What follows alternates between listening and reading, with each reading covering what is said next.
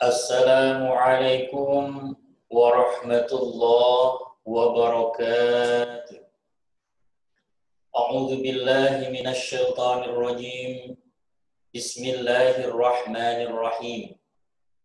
Alhamdulillahilladzi kana bi'ibadihi khabiran basira. Tabarakalladzi ja'ala fis sama'i burujan wa ja'ala fiha sirajan wa qamaran munira. Asyhadu an la ilaha illallah wa asyhadu anna Muhammadan abduhu wa rasuluh alladzi ba'atsahu bil haqqi basyiran wa nadhira wa da'iyan ilal haqqi bi idzni wa sirajan munira. Allahumma shalli wa sallim ala hadzal nabiyil karim wa rasulil azim Sayyidina wa habibina wa maulana Muhammadin wa ala alihi wa ashabihi man tamassaka bid-din wa tada bihadihi al-mubin. Amma ba'd. Pemirsa BBK Jakarta TV yang dirahmati Allah Subhanahu wa taala.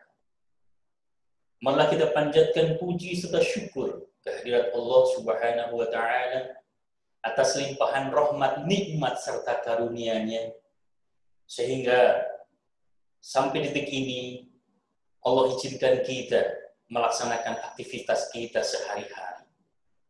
Tentu harapan kita semuanya mudah-mudahan senantiasa dalam bimbingan dan rahmat Allah Subhanahu wa taala, serta dijadikan hamba-Nya yang pandai mensyukuri nikmat-nikmat-Nya. Allahumma a'inni ala dzikrika wa syukrika wa husna ibadatik. Ya Allah, tolonglah aku untuk menyebut nama-Mu, bersyukur kepadamu, dan beribadah yang terbaik untuk-Mu. Amin, amin, ya Rabbal Alamin. Dalam kita melaksanakan kehidupan sehari-hari, baik kita sebagai individu, maupun kita bermasyarakat, berbangsa, dan bernegara, tentu kita tidak lepas dari adanya sikap, perilaku, perbuatan, mungkin perkataan. Tentunya hal ini akan membuktikan bahwasanya orang-orang yang diterima dan mendapatkan kepercayaan adalah orang-orang yang mempunyai sikap istiqomah, atau dalam bahasa kita dikenal dengan integritas. Para pemirsa, mungkin kita bertanya, apa sih sebenarnya itu integritas? Integritas adalah suatu sikap yang menunjukkan konsistensi, baik dalam perkataan, tindakan, nilai, dan prinsip dalam kehidupan. Jadi, integritas itu mengandung arti keterpaduan antara perkataan dan perbuatan, dan juga kebutuhan pribadi seseorang. Menurut ulama kontemporer, Sayyid Qutb mengatakan bahwasanya integritas itu mengandung dua arti. Jadi menurut Sayyid Qutb, setidaknya orang dikatakan berintegritas manakala ada dua dalam dirinya. Apa itu? Yang pertama, as-sidqu, dan juga istiqomah.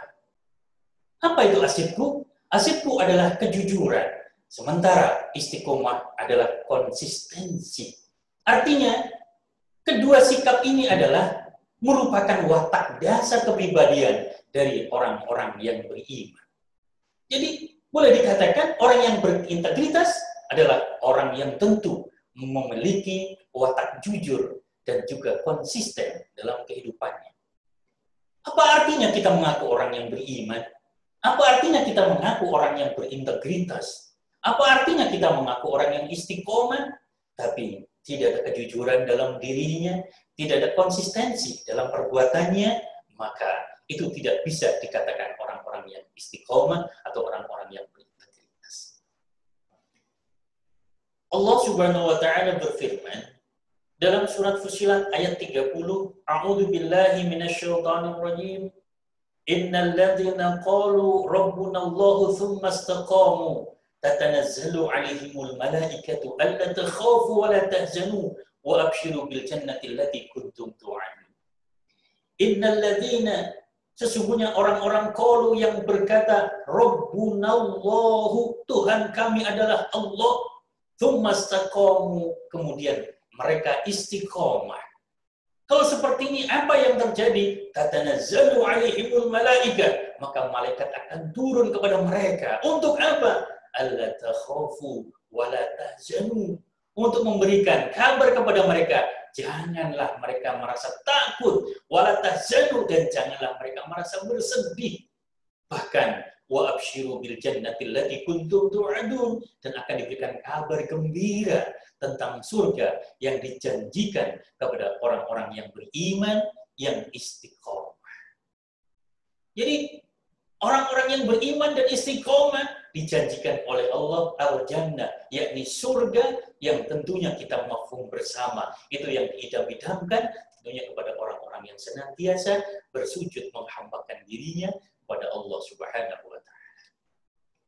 Jadi orang-orang yang istiqomah adalah orang yang senantiasa menjaga perilakunya. Baik di rumah istiqomah, di kantor istiqomah, di suasana yang ramai istiqomah, pun dalam kesendirian juga istiqomah.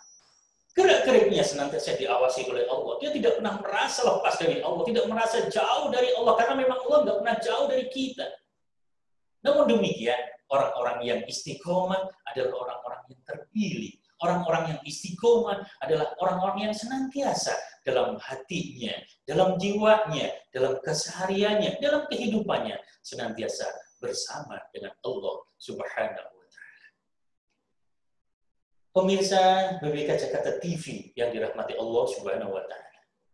Saya teringat sebuah kisah bagaimana sahabat Umar bin Khattab radhiyallahu anhu, suatu ketika beliau sedang berjalan-jalan untuk melihat kaumnya atau masyarakatnya. Kemudian di suatu tanah lapang, di padang rumput yang sangat luas, beliau berjumpa dengan seorang anak penggembala. Kemudian beliau bertanya, "Wahai penggembala, aku lihat kambing-kambing ini begitu banyak. Kebetulan aku lagi membutuhkan. Apakah kiranya aku bisa membeli 1 ekor saja dari kambing yang engkau gembalakan?" Kemudian si anak penggembala tadi berkata, "Wahai Tuan, kambing-kambing yang banyak ini sesungguhnya bukan milik saya, tapi milik majikan saya, dan saya hanya mengambil upah dari ongkos menggembalakan ini." "Oh begitu," kata sahabat. Kemudian sahabat Umar berkata, "Apakah majikanmu tahu berapa ekor kambing yang aku gembalakan?" Kemudian si anak penggembala tadi berkata, "Kiranya tidak tahu berapa ekor yang digembalakan ini, karena begitu banyaknya, berkembang biak begitu cepatnya kambing-kambing yang aku gembalakan ini."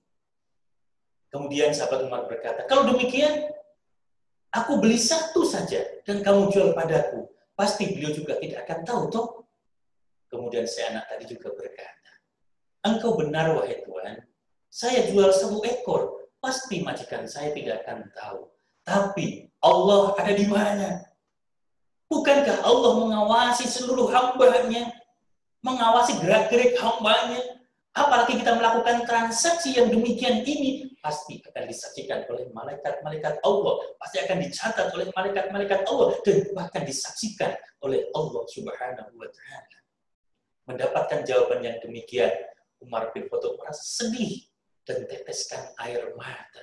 Bukan merasa sedih dalam artian beliau merasa terharu, ternyata hanya seorang penggembala, tapi mempunyai jiwa yang begitu luhur, mempunyai keimanan yang begitu kokoh, mempunyai akidah yang tidak tergoyahkan oleh godaan rayu dan juga kebutuhan yang barangkali mereka belum tentu kebutuhan. Karenanya sahabat Umar meminta kepada penggembala tadi, "Kalau demikian, bolehkah aku bertemu dengan majikanmu?" "Baik," kata penggembala. Akhirnya antara sahabat Umar dengan penggembala bersama-sama menuju kepada majikannya. Kemudian sahabat Umar berkata, "Apakah Tuan majikan daripada anak ini?" Kemudian majikannya berkata, "Iya, saya adalah majikannya. Ada apa kiranya?" Kemudian sahabat Umar berkata, "Kalau memang diperkenankan, aku akan tebus anak ini agar untuk kami merdekakan. agar ini anak bisa lebih leluasa. Dan juga jika diperkenankan, aku akan membeli beberapa ekor kambing.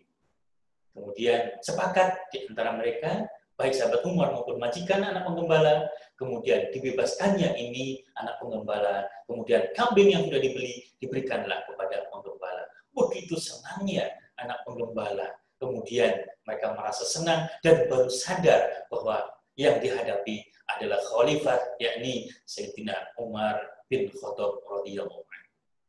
Pemirsa BBK Jakarta TV yang dirahmati Allah Subhanahu wa taala. Sungguh pelajaran yang luar biasa. Apa pelajaran yang bisa kita petik dari kisah tadi? Yang pertama, bahwasanya untuk menjadi orang yang berintegritas, untuk menjadi orang yang istiqomah, untuk orang yang mengatakan Rabbunallahu tsumma istaqamu, tidak harus menunggu menjadi orang kaya, tidak harus menunggu menjadi orang yang kecukupan, tidak harus menunggu menjadi orang yang berlebih. Siapapun di antara kita boleh menjadi orang yang berintegritas dan bahkan harus menjadi orang yang berintegritas. Siapapun kita, tidak memandang pangkat dan kedudukan. Siapapun kita, tidak melihat berasal dari mana. Integritas sangat dibutuhkan. Apalagi negara yang kita cintai saat ini sungguh-sungguh membutuhkan orang-orang yang berintegritas. Berapa modal yang dikeluarkan oleh negara begitu besar hanya untuk membangun sebuah generasi yang integritas, masyarakat yang punya keyakinan yang kokoh, kecintaan terhadap bangsa dan negara. Para pemirsa TVRI Jakarta TV yang dirahmati Allah Subhanahu wa taala. Tentu kita mampu bahwasanya, sekali lagi saya ulangi, untuk menjadi integritas bisa dilakukan oleh siapapun. Karena sebagaimana dikatakan, inna akramakum indallahi atqakum. Sesungguhnya yang paling mulia di antara kalian adalah yang paling bertakwa kepada Allah Subhanahu wa taala. Tidak memandang pangkat dan kedudukan, baik dia pejabat maupun rakyat, baik kopral maupun jenderal, baik orang kaya maupun orang miskin, orang yang melimpah maupun orang kekurangan, mereka bisa melakukan itu semua. Banyak contoh, teladan kisah, orang-orang yang terdahulu maupun orang-orang yang kemudian. Bagaimana kita lihat, Rasulullah SAW sampai beliau mendapatkan gelar Al-Amin. Karena apa? Beliau adalah orang yang amanah. Beliau adalah orang yang bisa dicontoh. Sebagaimana firman-Nya, laqad kana lakum fi Rasulillahi uswatun hasanah. Dalam diri Rasulullah ada contoh yang sangat baik, ada teladan yang pantas kita teladani. Karenanya adalah Rasulullah SAW contoh teladan dalam hal integritas dan tentu sudah diakui dunia, tidak perlu diragukan lagi. Begitu juga sahabat, salah satunya juga Umar bin Khattab. Beliau adalah seorang pemimpin yang sangat kokoh, pemimpin yang sangat kuat, punya integritas yang maju, punya integritas yang tidak tergoyahkan. Ternyata beliau salah satunya bersandar, terinspirasi bagaimana firman Allah Subhanahu wa taala dalam surat An-Nisa ayat 29, "Ya ayyuhalladzina amanu la ta'kulu amwalakum bainakum bil batil." Yang artinya, wahai orang-orang yang beriman, janganlah kamu saling memakan harta sesamamu dengan cara yang batil. Di sini diingatkan, kita boleh mencari rezeki, silakan. Kita boleh berusaha maksimal, monggo. Kita boleh mencari nafkah sebanyak-banyaknya, silakan. Tapi ingat, jangan dengan cara-cara yang batil, dengan cara-cara yang tidak diridhoi oleh Allah, dengan cara-cara yang tidak diizinkan oleh syariat. Semuanya dasarnya adalah koridor agama, terlebih adalah aturan-aturan negara yang harus menjadi pegangan utamanya adalah bagi aparatur, utamanya juga masyarakat yang tentunya berkontribusi dalam memajukan bangsa dan negara ini. Sahabat Umar pun juga terinspirasi bagaimana sabda Rasulullah SAW, di mana yang diriwayatkan oleh Makil bin Yasar. Rasulullah SAW bersabda, pemimpin yang tidak amanah dan menipu rakyat akan diharapkan surga baginya oleh Allah Subhanahu wa taala. Na'udzubillah min dzalik, tsumma na'udzubillah min dzalik. Jadi seorang pemimpin yang tidak amanah, apalagi sampai melakukan penipuan kepada rakyat, maka surga diharamkan untuk orang-orang model begini. Pemimpin-pemimpin yang tidak amanah, apalagi sampai tidak jujur kepada rakyatnya. Pemirsa BBK Jakarta TV yang dirahmati Allah Subhanahu wa Ta'ala. Bagaimana dalam konteks keindonesiaan? Kita bisa melihat pahlawan-pahlawan kita. Bagaimana seorang mantan wakil presiden, seorang proklamator kita, yakni Bung Hatta, yang dikenal dengan sosok yang begitu sederhana. Ketika beliau mundur dari jabatannya tahun 1956, banyak tawaran-tawaran mengalir kepada beliau, memang kapabilitas beliau yang sudah tidak dilakukan lagi. Dari Bank Dunia, komisaris perusahaan, dan sebagainya. Namun apa kata yang terlontar dari lisan beliau? Aku lebih memilih hidup untuk pensiun. Karena apa? Apa kata rakyatku nanti? Apakah elok sebagai mantan orang nomor dunia di bangsa ini kemudian mencari pekerjaan yang sungguh mungkin tidak layak baginya, tidak terukur nilainya, sementara beliau adalah orang-orang yang sungguh sangat mulia dan layak untuk dimuliakan karena kesederhanaan beliau. Kita bisa contoh lagi, seorang jenderal polisi yang tentu masyarakat kita mafhum, terlebih barangkali dunia pun paham, seorang jenderal yang namanya Jenderal Sugeng, yang punya nama lengkap Sugeng Imam Santoso, adalah seorang polisi yang sangat berintegritas. Bagaimana dalam sebuah ceritanya, ketika beliau menempati sebuah posisi kepala di suatu daerah, kemudian begitu didengar bahwa beliau akan hadir sebagai seorang kepala kepolisian di suatu daerah, ada pengusaha yang juga berusaha untuk memenuhi kebutuhannya, perabotan rumah tangganya, dan lain sebagainya. Namun apa yang terjadi? Beliau menolak penawaran dari seorang pengusaha tadi dan bahkan mengembalikan perabot-perabot yang sudah disediakannya itu. Sungguh perbuatan yang luar biasa. Sungguh akhlak yang mulia, yang contoh membuat kita generasi-generasi muda seperti kita saat ini. Para pemirsa BBK Jakarta TV yang dirahmati Allah Subhanahu wa Ta'ala. Jadi pelajaran yang kita ambil yang pertama tadi intinya adalah untuk menjadi integritas siapapun kita bisa. Baik pemimpin maupun rakyat, orang kaya maupun miskin. Dalam posisi apapun kita bisa senantiasa menjadi orang-orang yang berintegritas. Kemudian yang kedua, buah dari orang yang berintegritas, yakni akan mendapatkan balasan yang berlipat ganda dari Allah Subhanahu wa Ta'ala. Sebagaimana dalam kisahnya, bocah tadi yang penggembala yang bersama sahabat Umar tadi, karena dengan integritas yang baik, kekokohan keimanannya, akidah yang begitu kuat, tidak tergoyahkan oleh tantangan, oleh bujukan, oleh rayuan, kondisi apapun dia tetap istiqomah, meyakini Allah Tuhannya, tidak tergeser pun oleh lapuk karena suatu keadaan. Makanya apa? Berkat kejujurannya, sahabat Umar sampai memerdekakannya, dan bahkan anak penggembala tadi mendapatkan kambing sebagai ganjaran atas kebaikannya, ganjaran atas istiqomahnya, ganjaran atas integritasnya, ganjaran atas amal-amal soleh. Karenanya sering kita dengar bahwasanya dunia ini tidak buta, dunia ini tidak tuli. Dimanapun kita melakukan kebaikan, pasti akan disaksikan, pasti akan mendapatkan balasan. Juga kita sering mengatakan, jujur itu nikmat. Karena dengan kejujuran, hidup kita tenang. Dengan kejujuran, kita tidak punya beban. Kalau kita seorang pemimpin, maka dikatakan pimpinan yang amanah, maka rakyat akan berkah. Dan masih banyak ungkapan-ungkapan yang lainnya yang memberikan inspirasi kepada kita untuk senantiasa menjadi orang-orang yang berintegritas. Dalam bahasa agama, menjadi orang-orang yang istiqomah. Para pemirsa BBK Jakarta TV yang berbahagia. Saya kutip firman Allah dalam surat An-Nahl ayat 97. Di sana dikatakan, "Man 'amila salihan min dzakarin aw untha wa huwa mu'minun, falanuhyiyannahu hayatan thayyibah wa lanajziyannahum ajrahum bi ahsani ma kanu ya'malun." Allah dalam firman-Nya katakan, "Man 'amila salihan", barang siapa yang beramal soleh, min dzakarin aw untha, baik dia laki maupun perempuan, syaratnya wa huwa mu'minun, dia adalah orang-orang yang beriman. Falanuhyiyannahu hayatan thayyibah, Kalau dia beramal soleh, kemudian dia beriman, falanuhyiyannahu hayatan thayyibah, maka Allah akan memberikan kehidupan yang baik. Tidak sampai di situ. Walanajziyannahum ajrahum bi ahsani ma kanu ya'malun.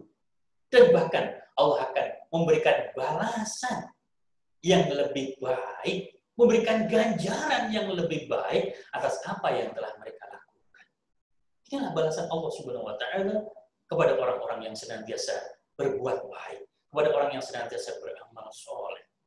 Sekali melakukan kebaikan, Allah berjanji akan dibalas dengan yang berlipat-lipat, 10 hingga tidak terhingga, sesuai dengan sifat Rahman dan Rahimnya Allah Subhanahu wa taala. Allah punya sifat Rahman, Allah punya sifat Rahim, kasih sayang Allah kepada seluruh hamba-Nya. Namun Allah punya sifat yang hanya ditujukan kepada orang-orang yang bertakwa, orang-orang yang beriman, yakni Rahimnya Allah Subhanahu wa taala. Dalam sebuah tafsir Jalalain, menurut suatu pendapat dikatakan yang dimaksud kehidupan yang dimaksud kehidupan yang baik adalah kehidupan di surga. Namun pendapat yang lain mengatakan kehidupan di dunia. Apa kehidupan dunia yang baik? Ada rasa qanaah, rasa menerima. Apapun yang diberikan oleh Allah pun tenang. Jangankan banyak, sedikit pun bersyukur. Jangankan melimpah, pas-pasan pun tidak pernah dia mengeluh. Jangankan menjadi orang yang kaya, orang miskin aja senantiasa taat. Jangankan menjadi pejabat tinggi, menjadi rakyat jelata pun tidak pernah surut untuk bersujud pada Allah. Inilah orang-orang yang luar biasa. Jadi dalam kitab Jalalain katakan kehidupan yang lebih baik adalah kehidupan di surga. Namun pendapat yang lain mengatakan bisa kehidupan di dunia.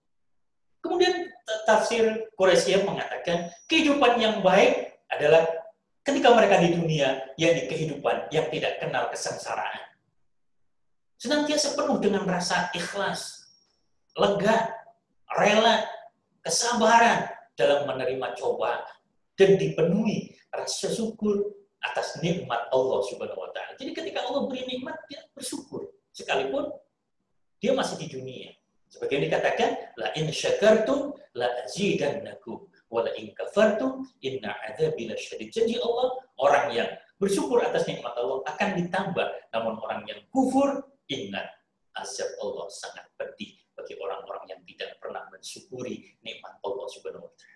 Menurut orang sehat di dunia demikian, di akhirat yakni mendapatkan balasan surga, kehidupan yang berlipat ganda, pahala yang berlipat ganda akan diperolehnya ketika nanti di alam akhirat. Karenanya pastikan bahwa kita adalah orang-orang yang senantiasa beramal soleh. Apa itu amal soleh? Amal soleh adalah perilaku ataupun perbuatan yang bermanfaat di sisi lain adalah sesuai dengan syariat. Bisa saja perbuatan itu baik, tapi kalau tidak sesuai dengan syariat, tentu tidak bisa dikatakan amal soleh. Jadi amal soleh adalah amal yang sesuai syariat, di sisi lain adalah amal itu bermanfaat. Karenanya, pastikan orang-orang yang beriman, orang yang senantiasa beramal soleh, tutur katanya bagus, perilakunya adalah indah, dan semua orang menyukainya karena apa? Tutur kata yang baik, perilaku yang menyenangkan, senantiasa tersenyum, senantiasa menegur sapa, menjadi tetangga-tetangga yang baik, menjadi pimpinan-pimpinan yang dicintai oleh anak buahnya, menjadi kita apapun senantiasa bermanfaat kehidupan kita. Pemirsa BBK Jakarta TV yang dirahmati Allah Subhanahu wa taala. Namun di sisi lain, ada orang yang berintegritas, ada orang yang amanah, ada orang yang istiqomah, namun di sebelah yang lain ada orang yang mengingkari itu semua. Yang dalam bahasa agama sering kita lihat dengan yang namanya munafik. Jadi lawan integritas adalah kemunafikan. Allah dalam surat As-Saff ayat 2-3 di sana Allah berfirman, "Ya ayyuhalladzina amanu lima taquluna ma la taf'alun? Kabura maqtan indallahi an taqulu ma la taf'alun." Allah dalam firman-Nya katakan, "Ya ayyuhalladzina amanu, wahai orang-orang yang beriman, lima taqulu ma la taf'alun? Kenapa engkau berkata apa yang tidak kamu lakukan? Mengapa kamu mengatakan apa yang tidak kamu perbuat? Kabura maqtan indallah." Amat besar kebencian di sisi Allah, antaqulu ma la taf'alun, bahwa kamu mengatakan apa yang tidak pernah kamu kerjakan. Jadi sering kita ngomong, ada istilah omdo, cuma ngomong doang. Realisasinya nol besar, tidak ada. Kalau berteori menggebu-gebu, tapi realitasnya rendah. Kalau berharap, iya. Meyakinkan orang, pasti. Tapi di balik itu, sesungguhnya bukan tujuan mereka. Itu yang namanya orang munafik. Dalam sebuah hadis dikatakan, siapa sih orang yang munafik? Ayatul munafiki thalathun. Idza hadatsa kadzaba, wa idza wa'ada akhlafa, wa idza tumina khana. Ini orang yang munafik. Rasul sudah jelas-jelas di sana memberikan gambaran sesungguhnya orang munafik. Atau ayatul munafiki, tanda-tanda orang munafik. Setidaknya ada 3. Yang pertama, idza haddasa kadzaba. Apabila berkata, ia berbohong. Wa idza wa'ada akhlafa. Apabila ia berjanji mengingkari. Wa idza tumina khana, dan apabila dipercaya senantiasa berkhianat. 3 hal ini. Kalau berkata berbohong, kalau berjanji diingkari, kalau dipercaya berkhianat. Itu sungguh-sungguh jauh dari kata integritas. Sungguh-sungguh jauh dari kata istiqomah. Orang yang demikian sampah bagi manusia, apalagi di hadapan Allah Subhanahu wa taala. Na'udzubillah min dzalik, tsumma na'udzubillah min dzalik. Jadi janganlah menjadi orang yang munafik. Bukan orang yang baik. Orang pun jengah, orang pun tidak suka. Karena apa? Kalau kita lihat dari beberapa kajian di atas ini, akan nampak bagaimana dimensi-dimensi integritas itu terjadi. Setidaknya, kalau kita lihat, orang yang memiliki integritas adalah orang yang dimensi batiniahnya dan dimensi lahiriahnya, antara perilaku dan perbuatannya itu akan sama dengan ucapannya. Jadi, lahir batin sama. Jangan zahirnya kita ngomong apa, ternyata dalam batinnya masih punya rasa yang berbeda. Karenanya sering kita kalau lebaran kita mengucapkan mohon maaf lahir dan batin. Jadi permaafan itu yang tulus. Jangan lahirnya ya saya maafkan, tapi dalam hatinya rasa dendam yang masih menumpuk. Itu bukan orang yang beriman. Dan sungguh, apalagi dalam kaitan dengan integritas, sungguh-sungguh jauh dari kata integritas. Jadi jangan juga menjadi orang yang senantiasa plin-plan. Pagi tempe, sore kedelai. Ketika berjanji bilang apa, realisasinya apa. Ketika rapat kita mengucapkan setuju, di luar rapat ternyata berkata yang lain. Masih banyak contoh-contoh yang dalam keseharian kita nampak bagaimana orang-orang yang munafik dan bagaimana orang-orang yang berintegritas. Nah, sekarang bagaimana implementasinya dalam kehidupan kita? Implementasinya dalam pekerjaan kita, implementasinya dalam aktivitas kita, dalam kehidupan berbangsa dan bernegara. Di dalam dunia kerja pun akan nampak, orang-orang yang berintegritas umumnya adalah memiliki jiwa yang jujur, pribadi yang memiliki karakter yang kuat. Ketika berdebat, dia mengajukan argumen yang baik, argumen yang mantap. Namun ketika sudah diputuskan, dia akan berpegang teguh pada keputusan itu. Tidak pernah dia akan berani merubahnya. Di dalam ruangan berkata apa, di luar ruangan pun berkata apa, sama ketika di dalam ruangan maupun di luar ruangan. Sekarang apa yang terjadi? Bagaimana ketika kampanye ngomongnya apa, setelah selesai yang terjadi apa? Janjinya muluk-muluk, realitasnya apa? Sebagai orang tua kadang-kadang menjanjikan kepada anaknya yang demikian tinggi, padahal kadang-kadang tidak mengukur dengan dirinya. Nah, ini masih banyak. Itu tidak menjadi contoh buat anak-anak kita. Jadi, dalam proses keseharian kita, implementasinya, dalam dunia kerja, orang yang berintegritas akan tampak dari kejujurannya. Akan tampak memiliki karakter yang kuat. Selain itu, orang yang memiliki integritas akan patuh terhadap aturan, patuh terhadap ketentuan, atau standar yang berlaku. Di dalam kehidupan kita, apalagi dalam dunia kerja, sudah jelas pasti di situ ada pedomannya, di situ ada standarnya, di situ ada aturannya, SOP-nya. Nah, orang yang berintegritas akan dipegang teguh itu aturan, akan dilaksanakan itu sebaik-baiknya. Kegiatan dilaksanakan sesuai dengan kebutuhan. Dalam perencanaan, ya yang butuh. Yang nggak butuh, ya ngapain? Membuang-buang, pemborosan. Apalagi Kalau itu APBN, pakai uang negara, sungguh masih banyak di luar sana masyarakat kita yang membutuhkannya. Sementara ketika perencanaan tidak sesuai dengan kebutuhan, itu sungguh-sungguh luar biasa menjadikan mubazir uang negara ini yang bahkan seharusnya dia dimanfaatkan dengan sebaik-baiknya.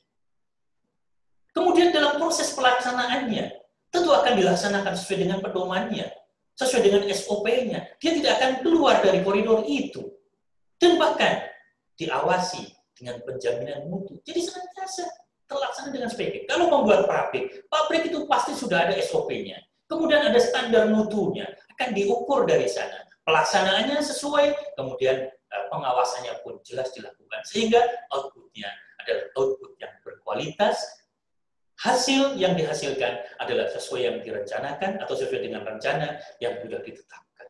Dampaknya juga akan nampak mempunyai daya ungkit yang tinggi di masyarakat. Seringkali kegiatan-kegiatan itu hanya berlaku saja, tapi outputnya pun kadang tidak jelas, apalagi sampai dampaknya mungkin tidak akan dirasa. Karena apa? Dalam perencanaannya saja mungkin barangkali sudah tidak direncanakan, tidak dengan sebegitu baik. Karenanya, orang yang berintegritas alurnya jelas. Dari perencanaan awal, kemudian dilaksanakan, pelaksanaan diawasi, outputnya pun jelas, kemudian dampaknya bisa dirasakan oleh masyarakat. Orang berintegritas. Salah satu contoh juga dalam implementasi, sebagaimana pemerintah mencanangkan sebuah satuan kerja ataupun penerapan zona integritas. Jadi, ada penerapan zona integritas di suatu satuan kerja ataupun kantor pemerintahan yang dikemas dalam bentuk WBK atau wilayah bebas korupsi, kemudian WBBBM. Di sini ada bahwasannya ada zona yang siapapun ada di situ didorong untuk senantiasa berintegritas. Transparansi dalam penggunaan anggaran. Hasil yang diperoleh pun harus semaksimal mungkin. Proses kegiatan atau program dari perencanaan hingga output terdokumentasi dengan baik, bahkan tidak sekedar dokumen, tapi dampak ataupun impact dari kegiatan atau program itu pun bisa diukur. Jadi bukan hanya kertas yang kita tumpuk, sesuatu yang hanya sekedar dokumen, tapi bisa diukur dampaknya, manfaat untuk seluruh masyarakat. Dengan seperti ini akan menunjukkan konsistensi dari suatu satuan kerja, apakah mereka memberikan pelayanan yang memang dibutuhkan oleh penggunanya, memberikan layanan yang memang bermanfaat untuk masyarakat, atau sebaliknya, hanya sekedar melaksanakan rutinitas saja. Tentu, sebuah satuan kerja yang punya integritas tentunya akan memanfaatkan, akan merencanakan sebaik-baiknya, akan dilaksanakan pun sesuai dengan SOP-nya, dan juga output-nya pun akan terukur, dan dampaknya pun memberikan dampak yang sangat luas, bermanfaat untuk masyarakat dan penggunanya. Pemirsa BPK Jakarta TV yang dirahmati Allah Subhanahu wa Ta'ala. Akhirnya, dari apa yang sudah kita bahas bersama tentang integritas ini, maka boleh kita simpulkan bahwasanya integritas adalah merupakan sikap teguh dan konsisten dalam menjunjung tinggi nilai-nilai, prinsip-prinsip keyakinan, baik dalam pikiran, perkataan, maupun perbuatan. Kenapa? Supaya menjadi orang yang berintegritas, tidak dituntut untuk menjalankan aktivitas sesuai dengan aturan, sesuai dengan norma, sesuai dengan nilai, kode etik yang memang berlaku dalam organisasi di lingkungan kita. Dimanapun, di tingkat RT, ya kode etik di RT apa, nilai-nilai di RT apa, norma di RT apa, aturan di RT apa. Di tingkat kecamatan, di tingkat provinsi, di tingkat negara, bahkan rambu-rambu dalam keluarga kita. Bagaimana kesepakatan di dalam keluarga itu pun harus dilaksanakan secara konsisten. Nah, itulah berintegritas. Oleh karenanya, kata kunci untuk menjadi seseorang yang berintegritas setidaknya ada 3, yakni kejujuran, komitmen, dan juga konsisten. Jadi, orang dikatakan integritas harus mempunyai sifat jujur, harus komit, dan juga harus konsisten. Ketiga sifat ini akan melahirkan sikap yang profesional, mempunyai semangat juang yang tinggi, dan loyal baik kepada pimpinan, loyal kepada negara, loyal kepada bangsa, dan tentu akan senantiasa bermanfaat untuk rakyat. Dan berdasarkan prinsip-prinsip ini, maka orang yang berintegritas biasanya akan mendapatkan reputasi atau prestasi yang baik, akan mendapatkan hasil yang optimal, tentunya mendapatkan kontribusi dalam kehidupannya menjadi kehidupan yang lebih baik. Bapak Ibu pemirsa TV yang dirahmati Allah Subhanahu wa taala. Terakhir kita harapkan sama-sama, yuk kita menanamkan sikap integritas pada diri kita. Mulailah dari diri kita. Jangan kita hanya mengajak orang, apalagi sampai kita menunjuk orang lain. Tunjuklah diri kita. Ibda binafsi, mulai dari diri kita. Yang terkecil kita laksanakan, maka lama-lama akan besar. Sedikit-sedikit, lama-lama akan menjadi bukit. Mungkin bangsa kita butuh orang-orang yang berintegritas, sekalipun mungkin saat ini kita tidak berarti apa-apa. Tapi dengan integritas, pastikan suatu saat kita akan menjadi orang-orang yang profesional, orang-orang yang berprestasi. Mudah-mudahan kita senantiasa dalam bimbingan dan rahmat Allah Subhanahu wa taala. Demikian yang bisa disampaikan, mudah-mudahan bermanfaat. Hadanallahu wa iyyakum ajma'in, wallahul muwaffiq ila aqwamit thoriq, wabillahi taufiq wal hidayah. Wassalamualaikum warahmatullahi